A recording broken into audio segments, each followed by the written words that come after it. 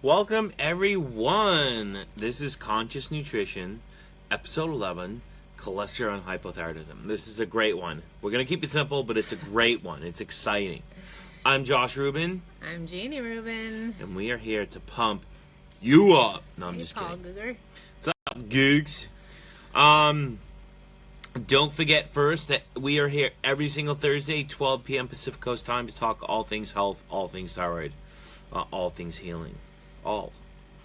Before we get started, let's go into a couple of logistical things. The first thing is we offer a free 7-part audio series called The Restoration Thyroid. People are constantly asking us questions about what foods to eat, what do you mean by this, etc. Well, this is kind of the foundation to understand our work, understand our philosophy, understand where we're coming from. So a lot of times we want people to really listen to this first before they even watch anything or ask any questions, because it's going to enlighten you. And it might very well answer your question. Yeah, not only about our philosophy, but it's going to help answer a lot of your questions to help you move down your path, your journey of health, and help you move in the right direction. So what I'm going to do is I'm going to post that, because it's your lucky day, below in the comments. And feel free to click on that and subscribe. Secondly, we offer a free 15-minute consult to anyone. And it's a chance to ask us questions, learn more about our philosophy, and it's complimentary. There's no obligation. I will preface it with, it's not a 15-minute chance for you to just drill us with questions and say bye-bye like we're a call service. It's more to have questions like, I've been puzzled with this, and maybe can you give me one thing to help me get over this plateau, or I'm interested in maybe working with you, or etc. So definitely look into that. We feel that we talk to a lot of people per week, so definitely take advantage of that. I'm going to put that link below, whether you're listening to this now or you're watching this on the playback. That is going to be in the comment section. And lastly, before we get started, the most important thing is that, sorry, I'm looking here for something. The most important thing is to comment in the comment section on a few different things. First of all, if you have any questions when you're listening to this live or on the playback. Secondly, if you have any great ideas about what you want to hear about us talk about in the upcoming shows we do every Thursday. If you have a topic or something you want to learn about, definitely post that below, because it's going to help us speak to the people instead of just talk about what we want to talk about, and that's the most important thing.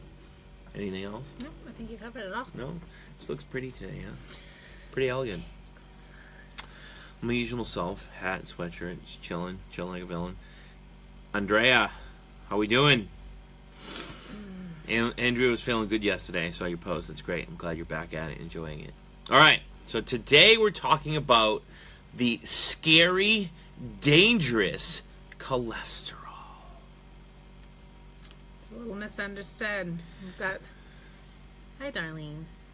Hey, Darlene. I sent you an email. I'm not sure if it got to you, because a bunch of them bounced back to me. Let me know. We feel it's a very misunderstood word. It's a very, very misunderstood lipid marker. It's just misunderstood.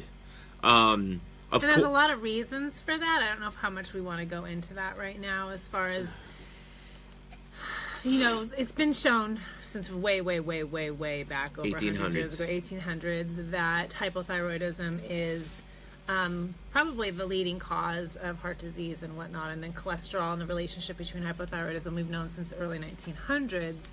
And I think, again, there's been a lot of fear-inducing with respect to what's going on within the industries, the oil industry, so on and so forth. We've seen such dramatic changes in our diets, taking out saturated fats, adding in unsaturated fats. So there's a lot of misunderstanding within research studies and whatnot as to how these things, again, saturated fats lead to heart disease, unsaturated fats don't, is kind of the consensus. Yeah, there's a lot of assumptions, and I think those assumptions are from the medical model, which is a fear-based model. It's how it works, right? You have high cholesterol, it means it's bad, you need statins, right? But if you think about it, it's a symptom or a disease of adaptation. It's your body's way of adapting to the state of your life, the state of your physiology. Because when we are stressed, and that's a global term, right? When the needs that are being placed on our body, on our systems, exceed what we can handle, right? Cholesterol goes up. Why? Well, we will talk about that. Mm-hmm. But it's a sign that the body's in a stress state.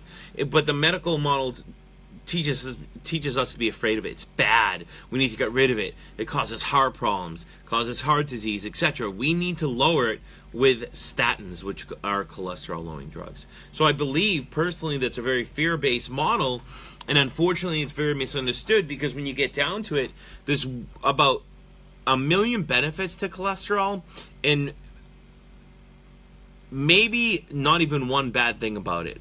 Is it an excess? Yes, but it's a compensation. Right. It's a compensation. And the problem with this is, if you take a statin, and we see this all the time with clients, right? We're not saying don't take them if you're on them. We're not doctors. We're just saying, based on our experience and research, what you're doing is, with a statin, is you're taking the statin, which inhibits the enzyme that allows you to synthesize cholesterol. That's a huge problem, as you'll learn when we go into, like, what is cholesterol.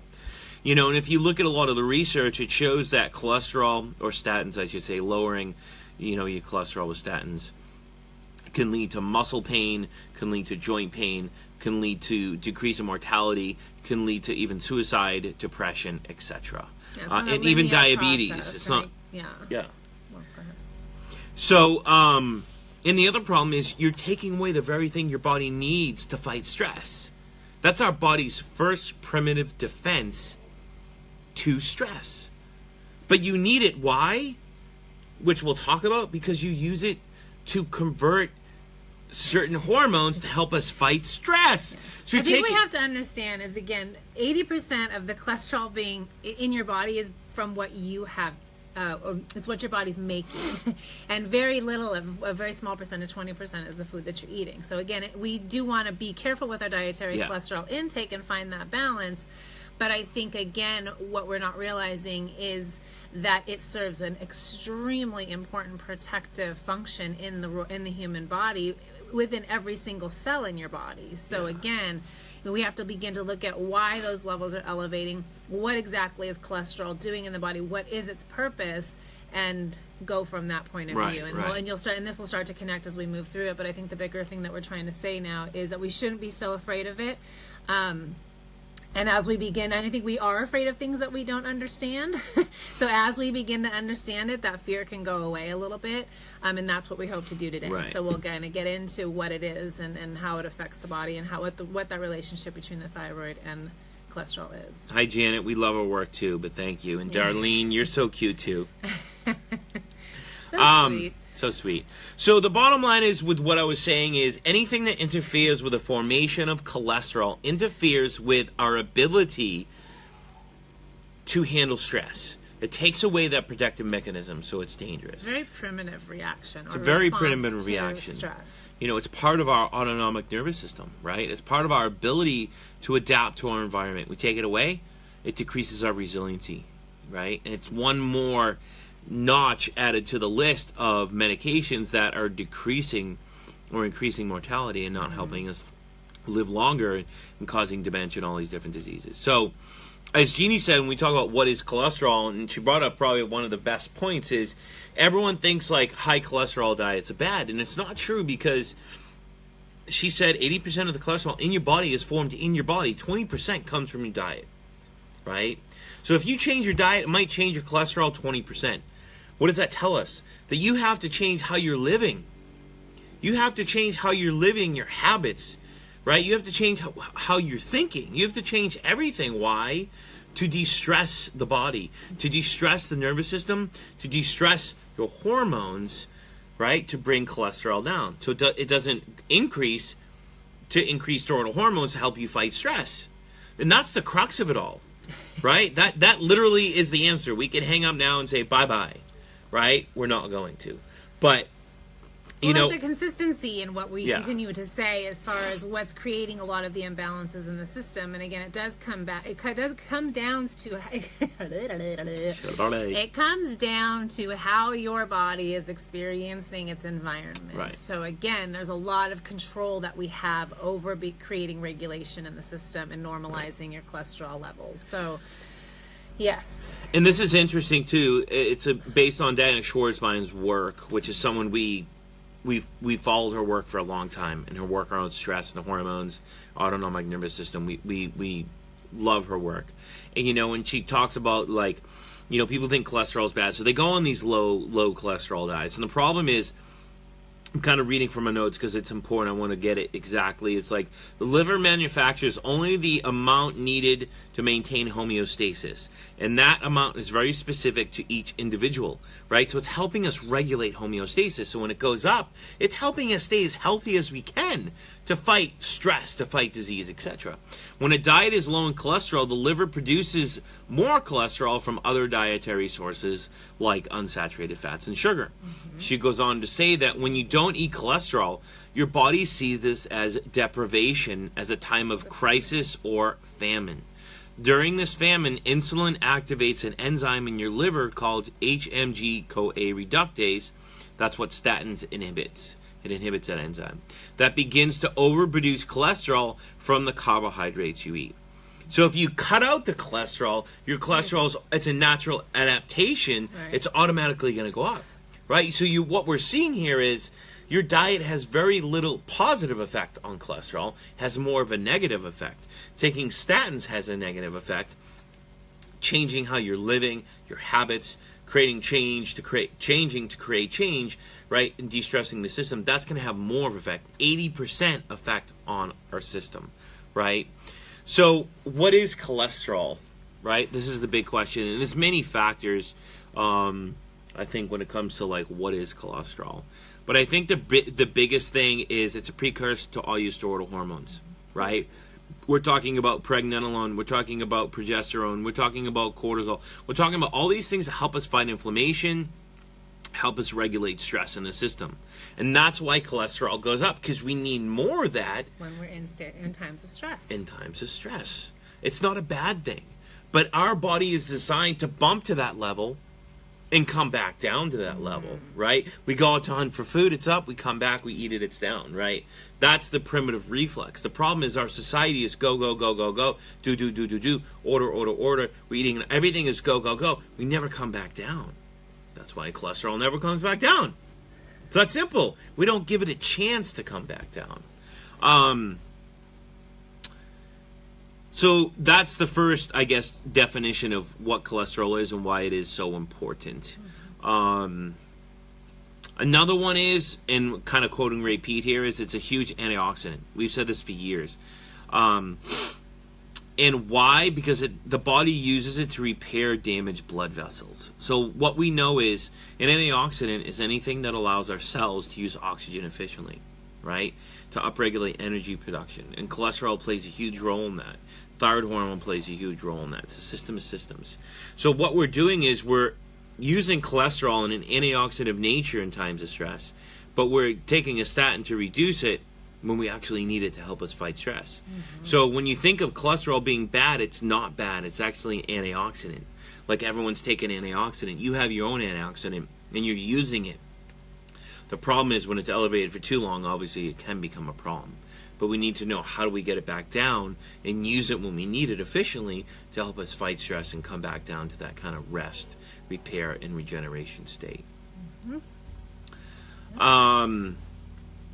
As we mentioned, cholesterol is the first stage in helping us, handle stress. It's the first stage in the stress reaction because our adrenals take up cholesterol and synthesize it to help us overproduce these hormones, right? And again, it's really important, like I said earlier, for to maintaining the integrity of cellular function, the that's mitochondria, huge. The support of the protection of the mitochondria, and also for vitamin D synthesis. So again, if you're not converting it, again, being able to metabolize fat-soluble vitamins can be very inhibited. I guess you can say, well, it'll definitely. Yeah, without cholesterol, you can't produce vitamin D. Everyone's popping vitamin D. You have to ask yourself, am I on cholesterol meds? Wow. No wonder why I'm low in vitamin D. Well, it could be cholesterol meds, or it could be low levels of cholesterol, which is more common today than elevated almost sometimes. And we're not saying we want high levels, we just want optimal levels. Right. That's not the point of this day, but like Jeannie said, there's so many great benefits to cholesterol from steroidal hormones, from the adrenals synthesize it, helping us fight stress. It's a primitive defense mechanism, cell membrane, all these different great things about cholesterol. But we're taught to be fearful of it. You know, I always tell the story of my grandmother. She was very healthy and missed her to this day. She passed away over 2 years ago. And she was very healthy. And they recommended she go on cholesterol medication. She used to always call me and ask me questions. And I say, why are you going on it? You don't need it. They said, well, they just recommend it because I'm older. I'm in my 80s and it's protective. I'm like, is your cholesterol high? No. Right? So now you see the medical industry using it more and more, which could be affecting more people in a negative way. And we have to ask ourselves, in 2014, it was a $29 billion industry. Obviously, it's increased by then. So what is the driving factor? Is it health or is it money?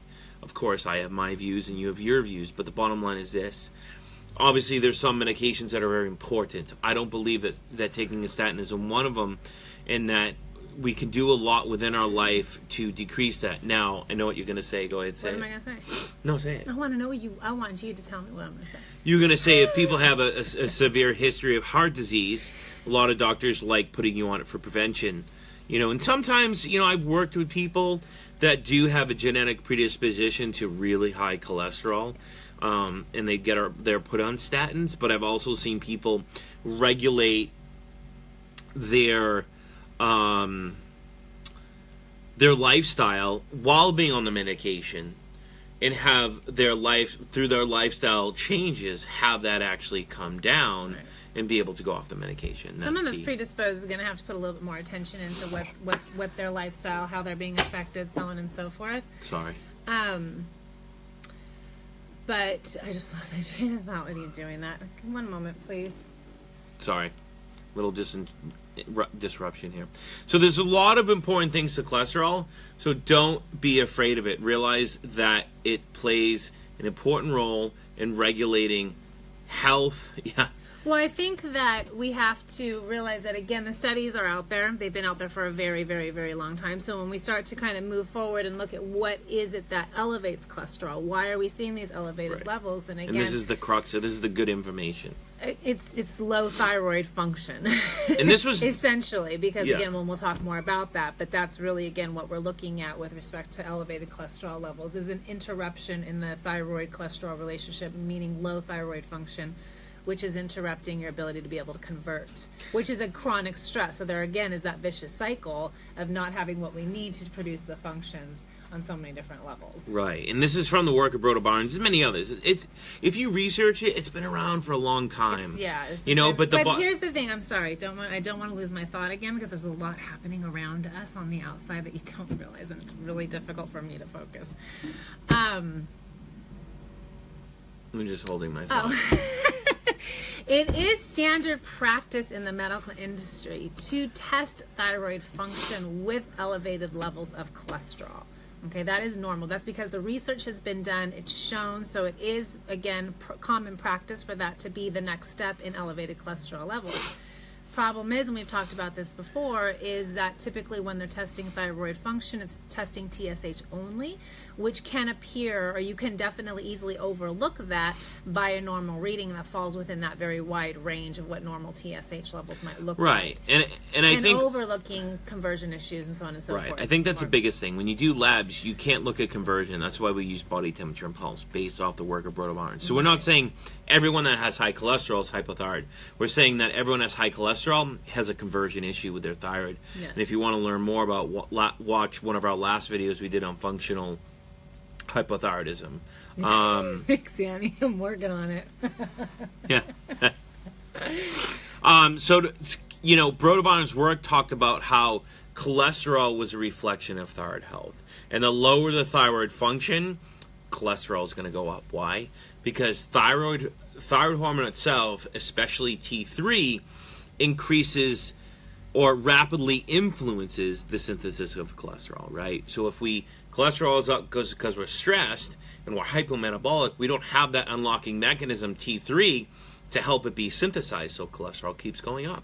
But when cholesterol goes up and we have that thyroid hormone, we use it through pregnenolone to synthesize cholesterol and allow it to be flown through to the steroid hormones, etc., so it doesn't go up. It's used efficiently.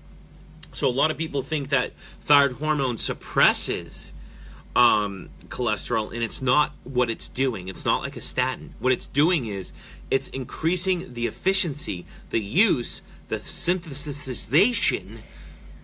Can you say that for me fast? Synthesization. Synthesizing. Synthesis of cholesterol, right? So it's working with it, right? And this is so important, because what we see is when thyroid hormone is healthy, when our thyroid is working correctly, the body consumes more cholesterol in a healthy way. And we see this. How? Because when we work with people with cholesterol issues, what happens is their cholesterol goes up when we start working with them. Why? Because their metabolism and the thyroid is increasing, but what happens over time, it eventually drops and it comes back down because body is using it now to help heal the system, regenerate, convert it to steroid hormones, help with the synthesis in the adrenal glands, etc., etc., etc. So that is really the crux of what you're looking at when you're talking about cholesterol and hypothyroidism. It's a reflection of thyroid health. Now, when we talk about hyperthyroidism, it's the exact opposite. Usually people with hyperthyroidism, Hashimoto's Graves, have low cholesterol. Not to say all the time, but it's usually the exact opposite. Now, what happens is that when thyroid hormones are low in cholesterol, they can't break down and remove LDL, and that's why LDL goes up. So you see a lot of people with increased cholesterol, increased LDL when they have hypothyroidism, but over time that will come down as well. Right? And it all has to do with the thyroid. Everyone focuses so much with binoculars on cholesterol. Yes, we need to alter our stress levels, but the bottom line is we need to get our thyroid and conversion working better to indirectly affect the system that's compensating for how we're living our life. And that's really what it's all about, there's a lot of people that follow us that always say, show me the research. Do you have research to show this? Doesn't mean that's true. Here's a couple of research we found. One from the Journal of Clinical Endocrinology and Metabolism, the JCEM. And they found that high TSH levels alone can directly raise cholesterol levels, even if the thyroid hormone levels aren't high. Hypothyroidism has the opposite effect, right? So that's kind of backing the theory, experience, etc. that we're talking about just above. As well as in the Clinical Thyroidology, Volume 5, Issue 12, the thyroid gland is regulated by thyroid-stimulating hormone, TSH, which is produced by the pituitary gland at the base of the brain. TSH stimulates the thyroid gland to make more thyroid hormones, secrete them into blood. The thyroid hormones control the body's metabolism and can affect cholesterol levels. There are several types of cholesterol, including LDL and HDL. When thyroid hormone levels are low and TSH levels are increased in hypothyroidism, cholesterol levels are increased. So, for all those kind of people out there that are like, show me the research, there's a lot out there. We don't make this stuff up. The problem is that we look at the body as a system of systems. The medical industry looks at the body as a system.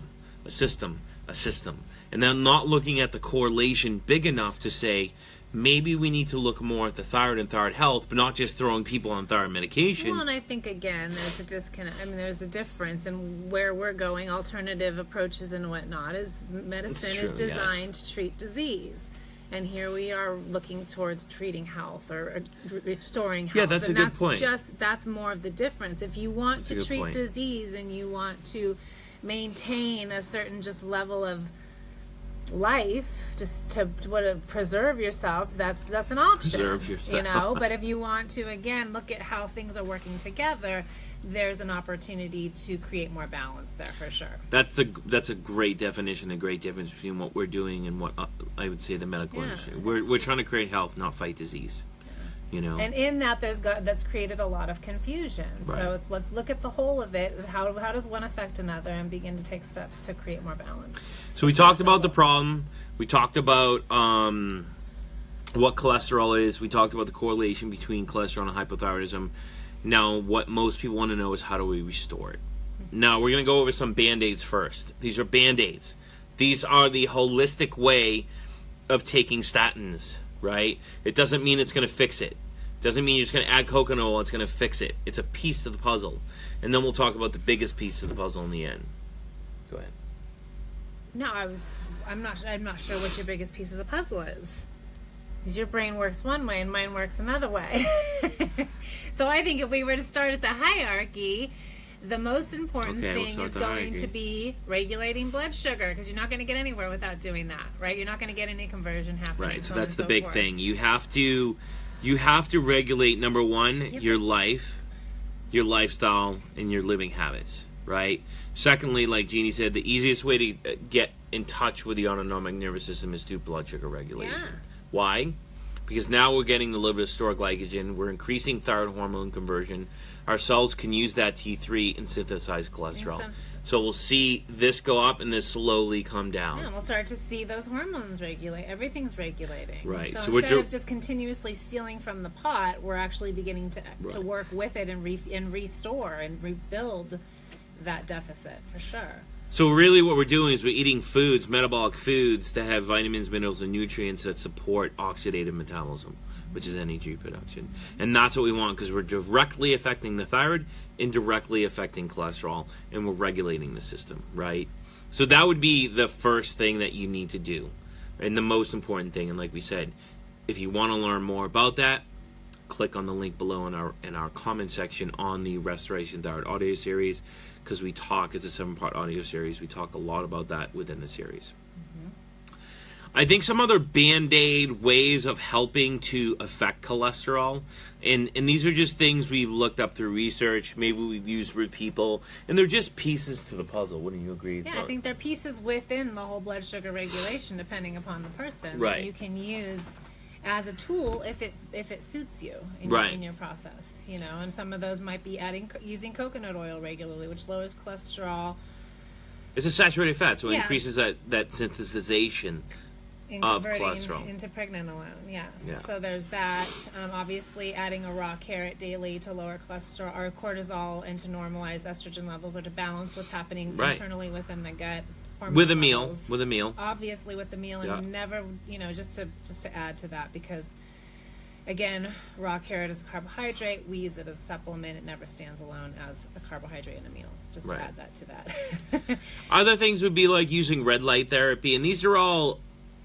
They're all tools. They're all tools. We're not saying everyone needs them. Right. I want to really preface it with, and bold this, highlight, italicize, font 100. Not everyone needs these things, but using vitamin E to help regulate cholesterol, using red light therapy, taking DHEA to decrease LDL cholesterol. But like we talked about, if you regulate the thyroid, it'll actually help lowering LDL. And I believe that sometimes taking DHEA, a lot of the times it can be converted to estrogen in people's bodies that are in a chaotic state. So be very careful with these things. And that's why I prefaced it with, not everyone needs these things, because I don't want everyone running around with, a lot of people are doing with red light therapy in their face 24/7, pumping vitamin E, taking DHEA, but they're here with all the supplements and modalities, and their food is not so much of the focus, and that's the most important thing. And we touched on this a little bit last week as far as, certain good fats versus bad fats, and I think, again, another really big step you can take is to remove a lot of extra unsaturated fats that you may be consuming in your diet. I think that's a really, really one of probably another up there with blood sugar regulation, is removing some of the things that can interrupt and contribute more specifically because of its oxidation in the human body, things that lead to heart disease. Yeah, I posted, I think it was last week, could have been this week, on our Instagram page, that PUFAs are the cause of heart disease, which are unsaturated fats, nuts and seed oils, etc., which is our last Conscious Nutrition episode. You can check that out. But those are the causes of of heart disease, not high cholesterol. So you can check out that series of posts on our Instagram page at Real Food Gangsters. So what you're really hearing is this, that yes, we can use vitamin C, we can use vitamin E, red light therapy, DHEA, coconut oil, etc. We could remove unsaturated fats, which is probably number 2 on the list. But the biggest thing is we need to regulate our life and what we're eating and our blood sugar to regulate thyroid hormone conversion, to pull the plug in the tub so cholesterol starts coming down. The greatest gift you can ever give to yourself is to regulate thyroid hormone conversion. Yeah, seriously. Because again, it affects every single tissue in your body, which means it affects every single organ system in your body. So it regulates the whole. So if we can create that and produce that and create more balance within the system, there's a lot to be said for that. So I think, again, there is a common theme that you might be catching on to as we move through these different episodes and whatnot. But I think, again, that is, if we were to discuss a root cause of any I said it last week, or disease, it Dr. is Weatherby's. a dysfunction at the level of The thyroid cell. conversion and cellular function. Yeah. That's the crux of it all. Those are the conductor. That's the conductor of the systems. The conductor's not working, the cell's not working, the systems aren't working, right? So that's why we focus so much on it. So hopefully you enjoy this day. We're going to open up for a couple questions if you have some questions regarding even this topic and some others. I'm going to scroll back a little bit to see if we have any questions. Stay away from food.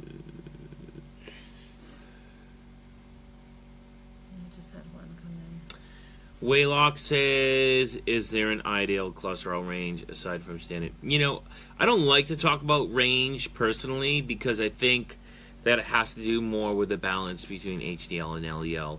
But I think a lot of people are taught that a lower is better.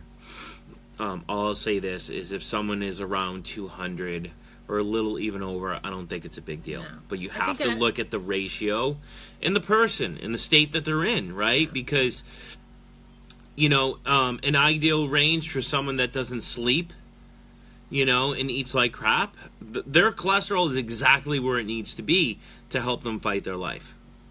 So lowering it wouldn't benefit them. You need to actually work in their life, in their stress, in their breathing, in their food, and the cholesterol will come down to an optimal range that fits the needs of who they are. Mm-hmm. We have a question from Annie Banks. Can you describe what happens with PUFA's unsaturated fats in the body, please? Easiest way to describe what that would be would again be if you what I would compare it to is that stickiness that you get on the outside of the cap is exactly what happens in your arteries. It's oxidation. Through the oxidation. Yeah. Yeah. So the buildup of that over time again can create blockages, and that's more what we're seeing is the oxidation of those oils. It comes back to it being highly unsaturated. The bus isn't full, right? So it's very unstable. It reacts to heat. It reacts to oxygen. So it creates that stickiness in our body, or in our arteries. In our arteries. So you know, and that's just a simplistic version of it. You know, we get enough of it from our food. If you look at it's in our food, we don't need that excess intake of it. So, like I said, if you want to learn more about that, go to our Instagram page at Real Food Gangsters. And we talked about it, I think, this week or last week about cholesterol and unsaturated fats and heart disease. And how long does it take? You know, there's some people say it can take years. Some people say it can take up to 4 years. I think it depends, again, on the person and their consumption, if there's been a real excess consumption. But I think the average, or based on research that I've read, is about 4 years. Yeah. But who knows? Yeah. And in my opinion, who cares? Just start eating healthy and go down the path. We'll take one more question, then we're going to wrap it up. What is too low for cholesterol? Honestly, I've seen people as low as 150, and I think that's really low. I'd say any lower than 180, then you're going into a place where your body's going to have a hard time producing steroidal hormones and fighting disease. So, if you have any other questions, whether you're watching this now or later, please put them in the comments below. We will answer them this week for sure. Yeah. Don't forget, we're here every single Thursday at 12 p.m. Pacific Coast time. We will see you next week. Bye, guys. Have a good one.